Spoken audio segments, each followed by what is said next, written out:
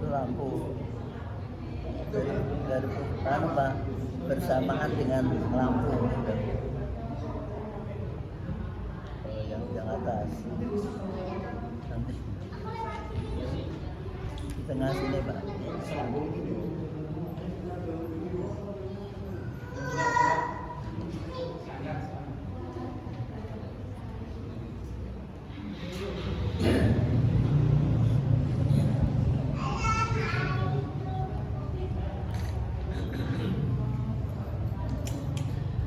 Assalamualaikum warahmatullahi wabarakatuh.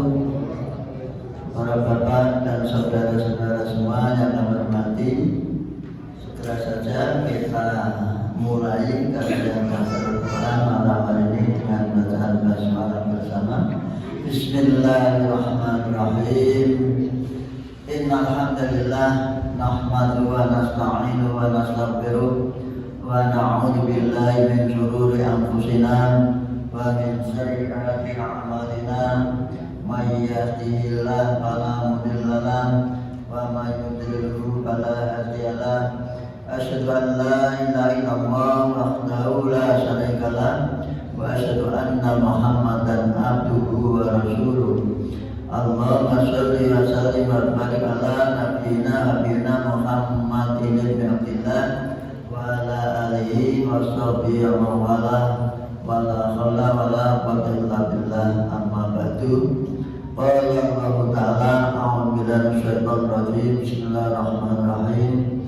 Dzalikal kitabu la raiba fihi hudan lil muttaqin wa nunazzilu minal Qur'an ma huwa shifaa'un wa rahmatul mu'minin. Inna nahnu nazzalna dzikra wa inna lahu lahafidun. Wa qala aidan wa nunazzilu minal Qur'an ma huwa shifaa'un wa rahmatul mu'minin.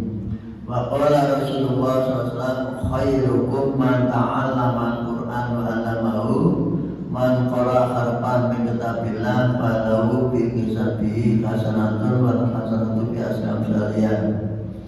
Iqra'ul Qur'an fa innahu ya'ti yaumal qiyamati syafi'an li ashabi.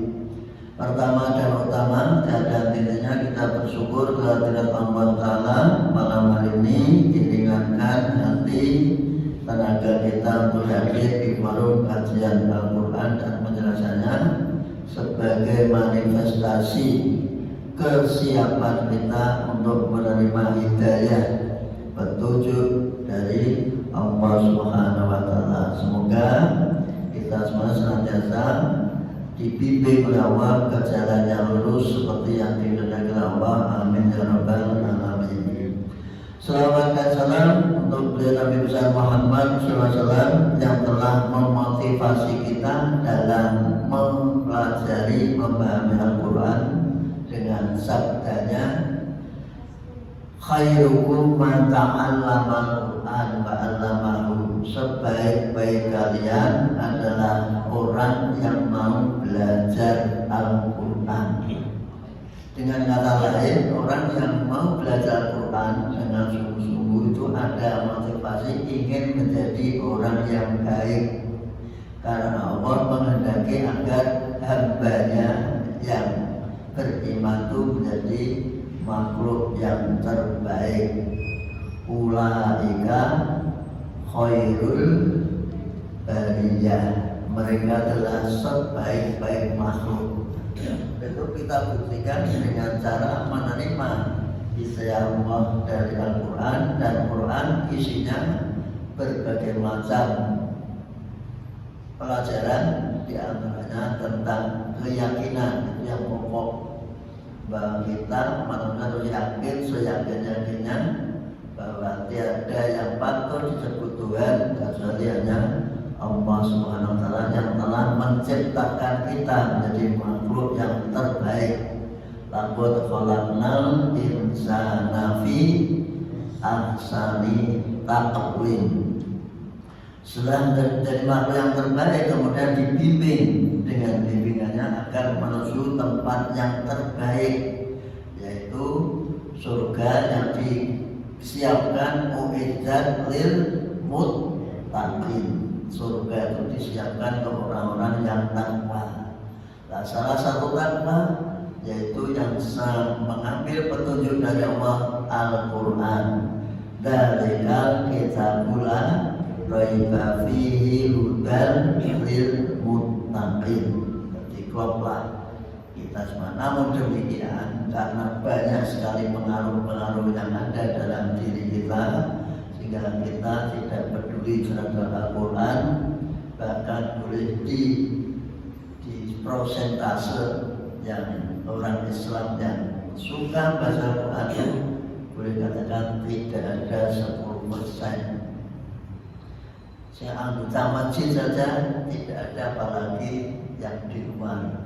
Inilah yang harus termotivasi bagaimana agar kita cinta kepada Al-Quran, cinta kepada kitab Allah yang meluruskan keyakinan-keyakinan yang ada di muka bumi, wabil khusus keyakinan yang diyakini diajarkan oleh agama-agama selain Islam. Maka dari itu kita dengan membaca Al-Quran memahami diharapkan punya percaya diri menghadapi berbagai macam keyakinan. Baiklah, kita baca Fatihah bersama. Monggo. A'udzu billahi minasy syaithanir rajim. Bismillahirrahmanirrahim. Alhamdulillahi rabbil alamin. Ar-Rahmanir Rahim. Maliki yaumiddin. Iyyaka na'budu wa iyyaka nasta'in. Ihdinas siratal mustaqim.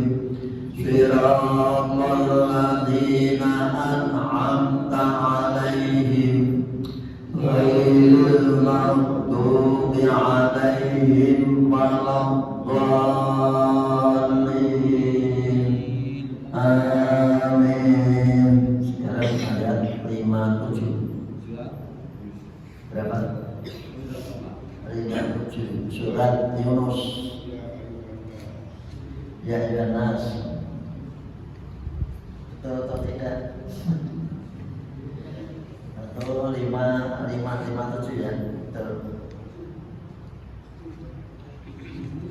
Surat Yunus, surat ke-10, juz 11. Sudah ketemu?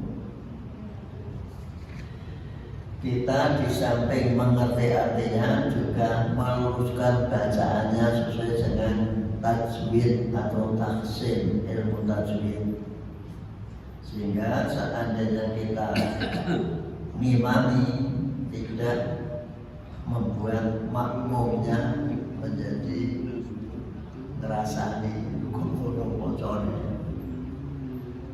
Ini yang harus dipahami. Sudah? Ya ayyuhan nasu qad ja'atkum mau'izatun mir rabbikum wa shifaa'un lima fis sudur wa hudan wa rahmatul lil mu'minin. Monggo bersama. Ya ayyuhan nasu qad ja'atkum mau'izatun mir rabbikum wa shifaa'un lima fis sudur wa hudan wa rahmatul lil mu'minin. Ulangi. Ayyuhan nasu qad ja'atkum mau'izatun mir rabbikum wa shifaa'un lima fis sudur wa hudan wa rahmatul lil mu'minin. Ya ayuhan nas. Ini menunjukkan bahwa ayat ini ditujukan pada umat manusia secara keseluruhan, orang-orang kafir, orang-orang yang percaya maupun orang-orang yang musyrik. Dengan kata ya ayuhan nas, wahai seluruh umat manusia. Kita tergolong manusia, namun diutamakan untuk kita ya ayyuhalladzina amanu. Qad ja'atkum, sungguh-sungguh telah datang. Mas Ari ambil Quran, biar tahu tata cara mengartikan Al-Quran. Tanpa mengerti bahasa Arab, cara mengartikannya kurang jelas. Qad ja'atkum, sungguh-sungguh. Qad itu kalau masuk pada fi'il madi diartikan sungguh-sungguh, kalau masuk pada fi'il mudhari diartikan kadang-kadang. Sungguh-sungguh disebut kotak. Sungguh-sungguh telah datang kepadamu, sungguh-sungguh telah turun kepadamu, sungguh-sungguh telah sampai kepadamu. Boleh. Mau'idhatun, suatu nasihat, pelajaran. Mau'idhah itu tidak hanya dari kiai. Mau'idhah itu sumbernya dari Allah. Mau'idhah itu nasihat, berisi tentang tata cara, akhlak, pembersihan hati. Jangan sampai ada rasa iri, dengki, dan ghibah. Jangan sampai ada rasa merasa dirinya itu baik dibandingkan yang lain. Min rabbikum, dari Tuhan. Jadi betul-betul Allah Maha Penyayang agar hambanya yang manusia menjadi baik, tidak selalu mencari-cari kesalahan orang lain dan merasa terbaik. Ya rupanya Al-Quran ini mau juga itu.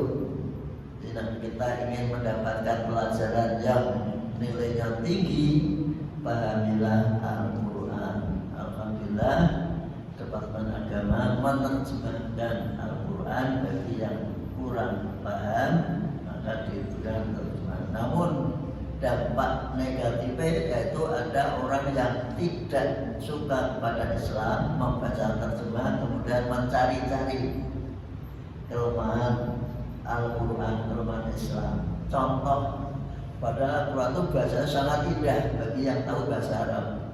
Tidak ada bahasa yang lebih indah, yang lebih tinggi susunannya dibandingkan Al-Quran.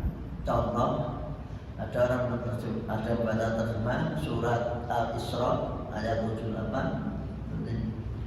Aqimis sholata liduluki syamsi ila ghasaqil laili wa qur'anal fajr. Inna qur'anal fajri kana mashhuda. Dirikanlah sholat sejak bergeser matahari. Nah, kemudian dulu bergeser matahari. Ila ghasaqil laili, sampai malam gelapnya malam. Wa Quran Fajri, dan Quran Fajar maksudnya subuh. Ini menganggap bahwa sholat itu hanya 3 waktu, seperti di Lombok yang masih ada orang berkeyakinan bahwa sholat itu hanya 3 waktu.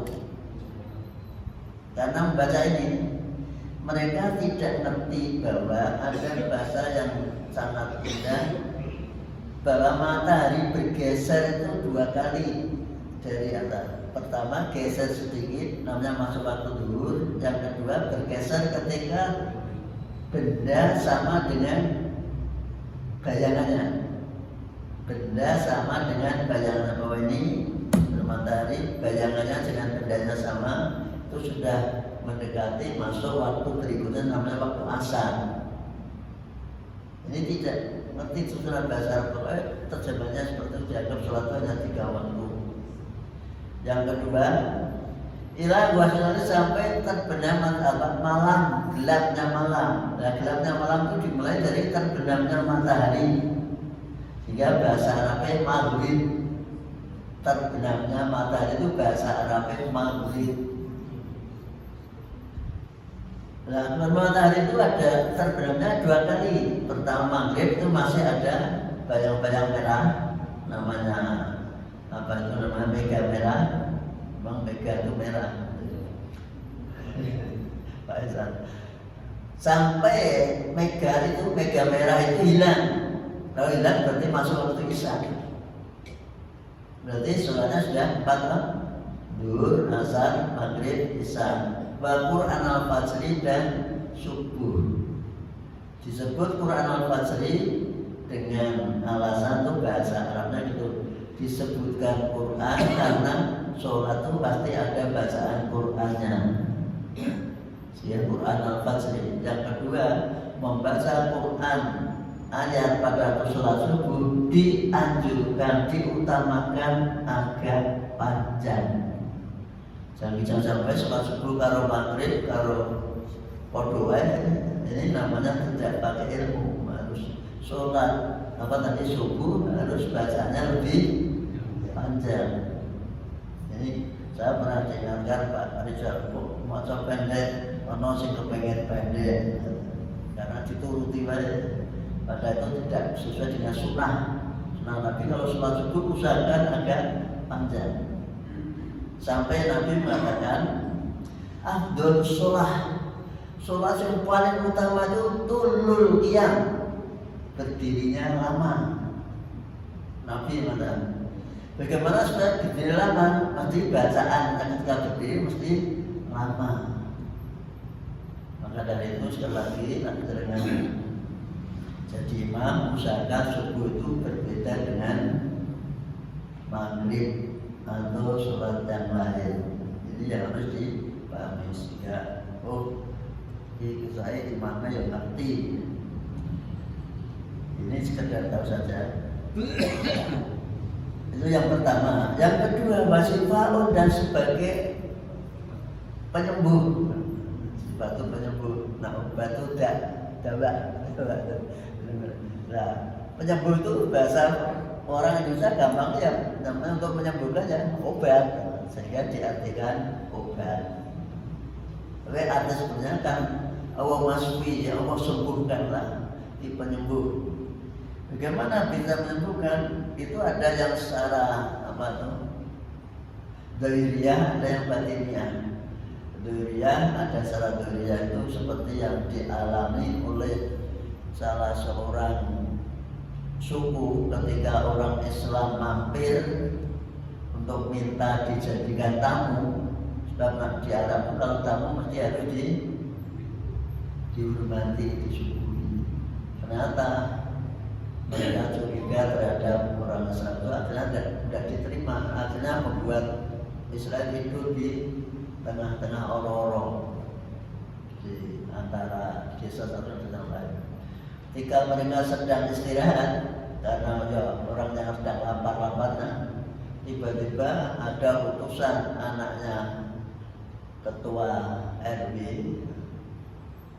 ketua kepala suku atau Pak Lurah, ada utusan untuk di Purwokerto ada yang bisa mengganti anak Pak Lurah itu tersengat oleh kolor jengking.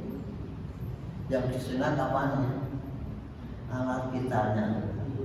Pabuh menurut dia. Mas Ari hati-hati kalau dia bisa dulu besar nanti takut sekian lebih besar lagi. Nah, karena itu mohon dengan umat untuk bisa akhirnya mereka secara reguler. Mari kita dikerjain tak? Akhirnya datang sungguh bisa baca Fatihah bersama-sama. Mari baca Fatihah di masjid. Akhirnya dimakan. Mari Fatihah bersama. Oleh baca Fatihah karo rambekan biar mandi. Bahasa Arabnya Fatihah wasol. Dengan tak aturin kok tinggu Pak Haji berarti terbuka tetangganya kan bukan gitu, tapi suatu ketika dalam kepepet boleh dicoba. Saya pernah mencoba, alhamdulillah berhasil. Jadi bacakan Fatihah masal gini Pak. Nah, membaca Fatihah tanpa berhenti, maksudnya nyambung terus. Tapi caranya nyambung tidak ada waktu, maksudnya Bismillahirrahmanirrahim. Alhamdulillahirabbil alamin arrahmanir rahim maliki yaumiddin iyyaka na'budu wa iyyaka nasta'in ihdinas siratal mustaqim siratal ladzina an'amta 'alaihim ghairil maghdubi 'alaihim waladdallin. Itu namanya Fatihah masuk terus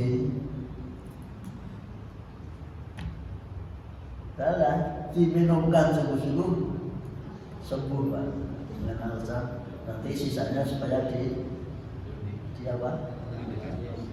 Di apa? Untuk bendane lo di apa? Alhamdulillah sembuh. Nah, terus kalau minta apa ibaratnya? Udahlah, saat ini orang 20 kalau dari kambing satu-satu 20 kambing. Tapi dia terima kasih karena bisa sembuh. Kalau tidak sembuh gimana itu ibaratnya? Kan tidak laku nanti sampai tua. Nah, gara-gara inilah namanya boleh minta upah dari jasa pengobatan. Itu secara lahir. Secara batin lebih lagi agar supaya senantiasa mohon kepada Allah Subhanahu wa Ta'ala. Itulah nama sifat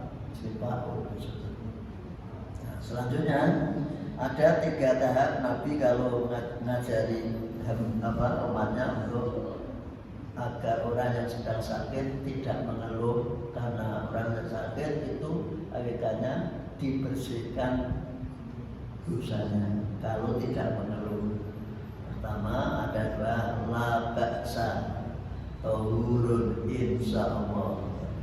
Bahasanya nanti orang bohong monggo jadi penyebab bersihnya dosa dan kesalahan. Ada lagi sarana nas'alu wal azim rabbal arsyil azim ayasbiyaka. Kalau salaman diwaca ping 7 dengan narap dadi dhuwur iso. Terus Pak Edi sing wis pantes ya Pak Dewan as'alu wal azim Rabbal arsyil azim ayasbiyaka atau ayasbiyahu tidak salaman. Seperti ayasbiyakan bagus sekali.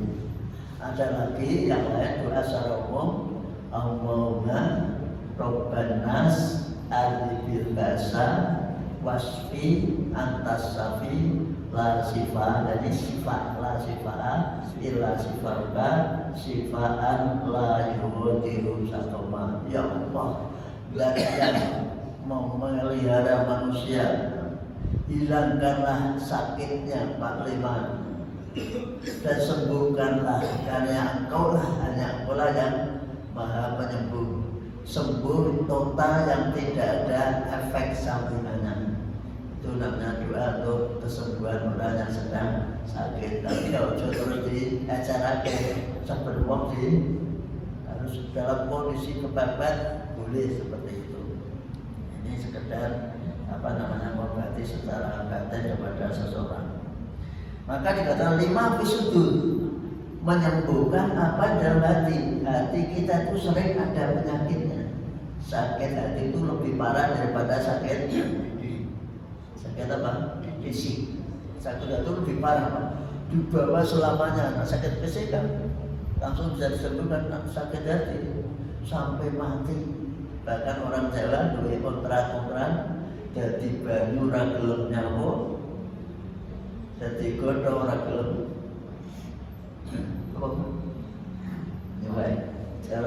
kalau saudara jadi air tidak mau pakai airnya, itu sampai seperti itu.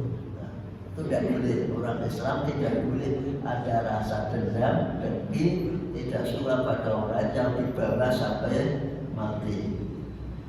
Maka ada petunjuk Nabi, yang orang yang baik yang akan masuk surga itu yang memberi maaf orang yang menzalimi. Memberi maaf, ruku aman dalam makan, kemudian wasilman qata'aka, sambunglah orang yang telah memutus persaudaraan. Kemudian berilah atiman harmaka, berilah orang yang tidak pernah memberi kepadamu. Jadi mau kita bertetangga, jangan sampai kita balas dendam, tangganya atau apa-apa balas mohon, itu tidak dibenarkan dalam Islam. Jadi operasionalnya disampaikan kepada Nabi ada 3 bentuk seperti itu. Jadi hati kita tuh kalau punya penyakit, ada juga penyakit apa itu, penyakit hati itu macam-macam. Kadang-kadang bisa jadi berpengaruh pada fisik. Ada istilah apa Pak? Yang bahasa Latinnya apa itu? Bahwa penyakit apa itu bisa membawa dampak kepada itu yang ahli olahraga, apa istilah apa Pak? Lah itu apa Pak? Insana incorporusano. Jadi pada badan sehat, dalam badan sehat ada hati yang sehat, dibalik hati yang sehat membuat badan yang menjadi sehat. Insana incorporusano. Selanjutnya wahudan dan kualitas petunjuk. Alhamdulillah kita hidup ini petunjuk. Bagaimana seandainya kita tidak punya petunjuk? Dengan saya bayangkan di jalan yang sepi, tidak ada apa-apa, tidak ada rambu-rambu petunjuknya, bisa bingung dan tahu arah. Mau tanya atau pada siapa, sekarang sudah ada map apa namanya Pak? Macam-macam sudah tahu arah. Dulu tidak, mau tanya orang jauh dari kampung, akhirnya di hutan. Nah, apalagi di hutan. Nah itu waktu itu kita hidup ini seperti di tengah hutan tanpa pedoman. Nah, Allah karena kasih sayangnya diberi petunjuk. Maka Nabi ngajari kita supaya jangan sampai lepas daripada minta petunjuk. Petunjuk itulah yang akan membawa kita kepada kebaikan, yaitu ihdinas siratal mustaqim. Maka ingat ketika Rasulullah, mari kita butuhkan tidak hanya minta doa, tapi dipahami betul-betul isi petunjuknya apa? Petunjuknya yaitu Al-Quran. Maka oleh Rasul Nabi setelah ihdinas siratal mustaqim disambung surat berikutnya, jadi kan tidak ada hubungannya, tiba-tiba terus disusun zalikal kitabul la raiba fihi. Petunjuk yang kamu minta itu yang ini. Zalikal kitabul la raiba fihi, kitab ini yang kamu jadikan petunjuk dalil muttaqin. Ini seakan-akan apa gayung bersambut. Ini ihdinas siratal mustaqim, kamu tunjukkan iki loh yang kamu minta. Zalikal kitabul la raiba fihi dalil muttaqin. Yang keempat, bahwa Quran ini merupakan wujud nyata kasih sayang Allah kepada hambanya. Kasih sayang Allah kepada hambanya. Bagaimana sampai ada etika kasih sayang seorang tua kepada anaknya, kepada saudaranya, kepada hambanya. Kita tidak boleh dihanyakan kepada seorang pembantu atau tenaga kerja. Seperti itu. Harus kita ada kasih sayang. Sampai Nabi mengatakan Ar-Rahimun, Ar-Rahimun, man rahimah fil ardi. Orang yang sangat penyayang itu orang yang sayang kepada semua orang yang ada di muka bumi. Irhamu man fil ardi yarhamkum man fis sama. Kalau mas salatnya di atas, mas, di atas, biar tidak terpengaruh di atas. Jadi irhamu man fil ardi yarhamkum man fis sama. Sayangilah orang-orang yang di muka bumi. Makhluk yang ada di muka bumi pasti kamu disayang oleh yang di langit. Yang di langit itu ada maknanya Allah, yang di langit juga malaikat. Sampai-sampai Nabi mengajarkan tidak boleh membunuh semut dengan syarat-syarat disiram air panas. Gimana cara menyingkirkan semut? Dikai obat. Lihat saya lemu, namanya obat semut. Apa itu? Malah bagus, kapur bagus. Kapur ajaib ya. Nanti ternyata nyamuk pun jangan dibunuh, diobati biar mereka sehat. Coba itu etika Islam seperti itu. Jadi jangan sampai galak-galak orang semut terus di apa tadi air panas dan mati kabeh, itu tidak boleh dalam Islam karena mereka itu makhluk dan itu ada manfaatnya. Itu kan ada surat yang biasa dibaca Pak Mesri, apa itu Rabbana ma kholaqta batila. Ya Allah, tidak ada cerita aku yang sia-sia, tidak ada cerita yang kecuali berbahaya, membawa penyakit tikus, membawa penyakit pes, apalagi anjing yang anjing nyamuk termasuk membawa penyakit boleh kan? Kalau membawa dampak yang bahaya boleh. Anjing itu anjing gila. Apa? Cecak. Cecak itu ada yang dihubungkan dengan sejarah Nabi. Botenan borak. Terus masuk cecak bahasa Arab. Cek itu bahasa Jawa. Itu digunakan oke. Teka itu biasanya memberi undian. Teka siapa? Teka tidak bisa pergi, tidak pergi tiga. Itu namanya malah jadi syirik kalau diikuti. Rahmat dari Quran ini rahmat karena dengan kepengen mendapat rahmat berarti kita harus selalu membaca Al-Quran dan mengerti artinya. Ada perbedaan yang membaca bersama-sama, maksud membaca itu mendapat 10 kebaikan setiap guru. Tapi nak mendengarkan roh orang maca malam sampai dengan taruh nyimak itu pahalanya setiap huruf 10 kebaikan, tapi hanya mendengarkan 1 kebaikan. Nah, membacanya ketika sholat setiap huruf 100 kebaikan. Maka kalau sholat ada baca sedikit, kadang-kadang karena pahalanya besar, blunder. Apa? Yang belum tahu manfaatnya.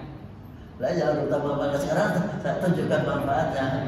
Bahwa kalau baca Quran pada waktu sholat berdiri itu setiap huruf 100 kebaikan. Kalau nak imamnya baca doa, alhamdulillah mendapat kebaikan yang banyak. Tapi kadang-kadang ya itu orang banyak tuh koyo arep ngapal dikira pahala banyak malah orang terima. Itulah sekarang tidak tahu justru malah senang. Selanjutnya untuk siapa? Nasihat untuk lil mukminin, bagi orang yang percaya. Lah kita termasuk orang-orang yang percaya, yakin bahwa Al-Quran dari Allah Subhanahu wa Ta'ala. Maka dilanjutkan bagaimana reaksi kita seharusnya, maka diberi petunjuk oleh Allah. Qul bi fadlillahi wa bi rahmatihi fa bidzalika falyafrahu wa khairum mimma yajma'un. Qul bi fadlillahi wa bi rahmatihi fa bidzalika falyafrahu wa khairum mimma yajma'un.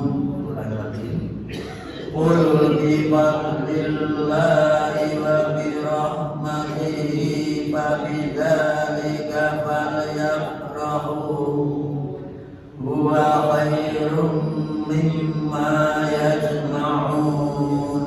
Kalau dibahasakan kita biasa lebih baik rahmat itu berarti Qul bi fadlillahi wa bi rahmatih.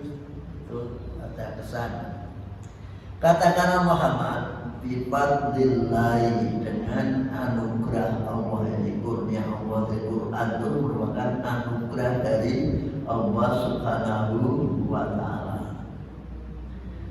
Wa bi rahmatihi, dan dengan rahmatnya, rahmat tadi rahmatul mukminin, dengan semuanya itu anugerah dan rahmatnya termasuk mauidhah dan sebagainya, falyafrahu, maka adalah mereka itu gembira, happy, maka hidupnya adalah happy karena kita sudah diberi bimbingan oleh Allah Subhanahu wa Ta'ala. Dengan kata lain, kita menjadi pede, tidak merasa minder menghadapi pemeluk agama lain, sebab kita itu menjadi incaran.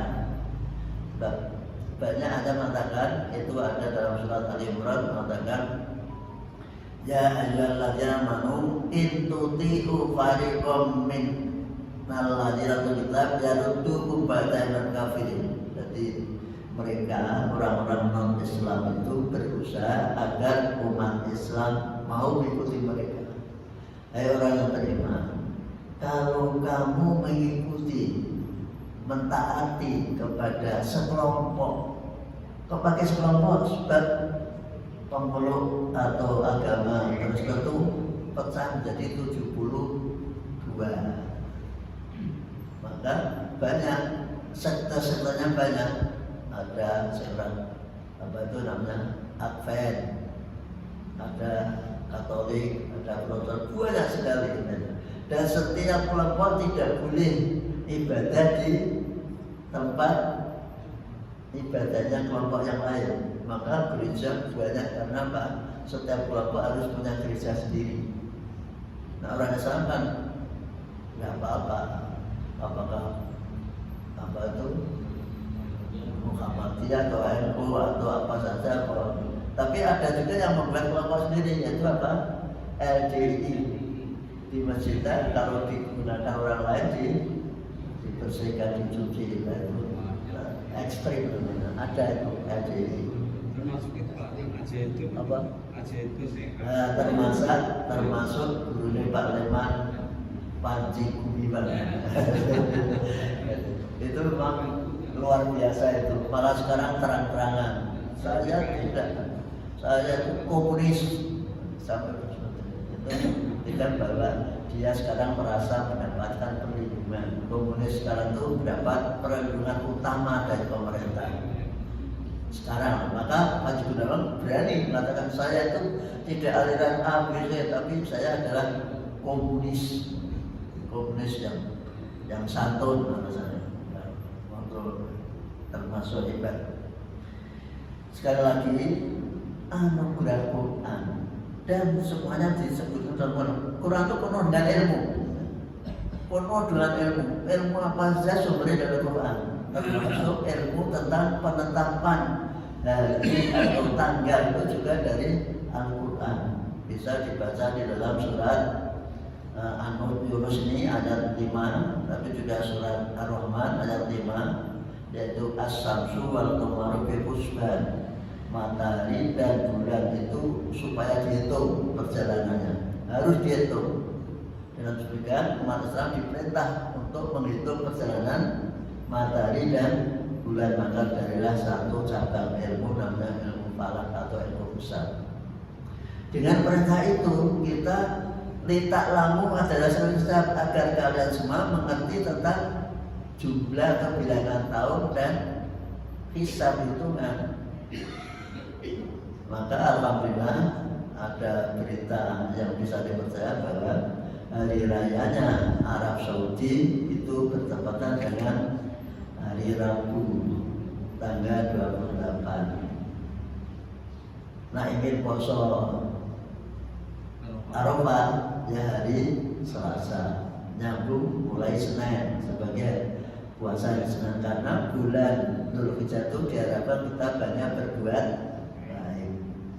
Gimana kalau yang hari raya hari Kamis, ya jangan puasa hari Rabu, sebab hari Rabu itu sudah ada yang hari raya, berarti haram kita puasa hari Rabu. Ini beda, karena mengikuti Arab Saudi itu Arafahnya pada hari Selasa. Ini sekedar informasi, kita tidak perlu saling lah, pokoknya kita karena adanya perbedaan itu, tapi karena adanya pusat Islam yaitu kata-kata Arafah. Arafah itu ada berkaitan dengan ibadah, khusus ibadah mandul, maka kita ikuti yang Arafahnya tanggal 29 apa? 27. Galapannya kan hari raya.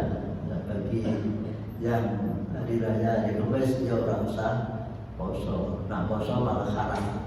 Posone poso hari pas kancane bodo dia malah poso. Kan Arafah mereka kan dari Rebu itu bedanya side effect-nya terhadap penentuan dari ini sekedar solusi saja.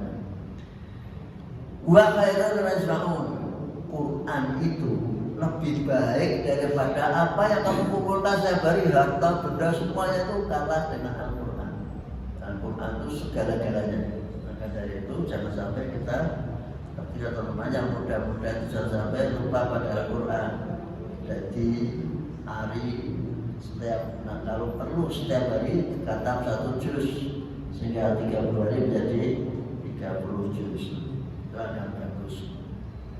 Sekali lagi itulah agar kita menjadi gembiranya, percaya diri, semuanya menjadi happy karena sudah ada petunjuk dari Allah Subhanahu wa Ta'ala. Jangan minder, orang Islam harus tampil percaya diri. Maka guru-guru sudah diberi ijazah lalu SPD biar menjadi percaya diri ya, Pak Adi ya. Maksudnya, nak gurunya percaya diri, macam muridnya percaya diri. Nah gurunya yang nanti ijazah SPD, dia orang percaya diri lagi. Qul ara'aytum ma anzalallahu lakum min rizqin faja'altum minhu haraman wa halalan. Qul Allahu adina lakum am 'alallahi taftarun. Qul ara'aytum ma anzalallahu lakum min rizqin faja'altum minhu haraman wa halalan. Qul Allahu adina lakum am 'alallahi taftarun. Qul, katakan Muhammad, ara'aytum, mengara'aytum itu diartikan akhbiruni, beritakanlah atau sampaikanlah kepadaku. Kepada ara'aytum membacanya, artikannya sampaikanlah, beritakanlah kepadaku. Ma anzalallahu lakum min rizqin, rezeki apapun yang diberikan Allah kepadamu. Ima itu isinya rezeki, disebut min bayan, menjelaskan rezeki apapun yang telah diberikan atau turunkan Allah kepadamu. Lalu kamu jadikan menu dari situ haraman, ada yang haram, halal dan halal. Manusia memang aneh. Zaman dulu itu ada hewan yang dihukumnya asalnya halal menjadi haram, yaitu yang namanya dalam ayat yang lain bakhirah, saibah, wasilah, ada 3. Maksudnya ada hewan yang kalau sudah menghamili, yaitu unta menghamili sudah 10 kali, unta ini dikarantinakan, tidak boleh diganggu gugat, tidak boleh disembelih, tidak boleh haram disembelih. Itu kan gak bisa terakhir.